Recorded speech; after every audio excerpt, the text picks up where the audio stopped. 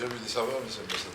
Le président de l'Assemblée nationale, Vital Kamerhe, a échangé le vendredi 30 mai 2025 avec l'ambassadeur extraordinaire et plénipotentiaire de la Fédération de la Russie en République démocratique du Congo. Karl Tsikadze est venu lui transmettre le message du Parlement russe sollicitant les renforcements de la coopération parlementaire avec la RDC. Occasion pour les diplomates russes de saluer la création il y a quelques mois d'un groupe d'amitié Russie-RDC au sein de l'Assemblée nationale congolaise.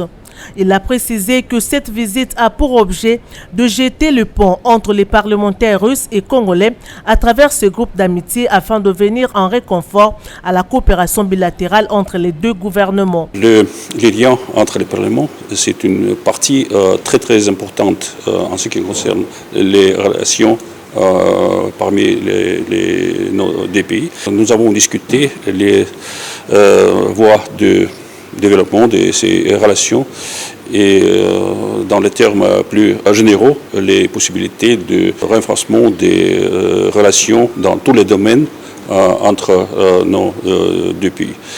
Et je dois constater que ces discussions étaient très utiles et importantes de mon point de vue. L'ambassadeur extraordinaire et plénipotentiaire de la Fédération de la Russie en RDC a en outre sollicité l'implication du président de l'Assemblée nationale, Vital Kamerhe, pour booster le gouvernement congolais à ratifier les différents traités en souffrance afin de faciliter une coopération économique, scientifique et technique entre les deux États.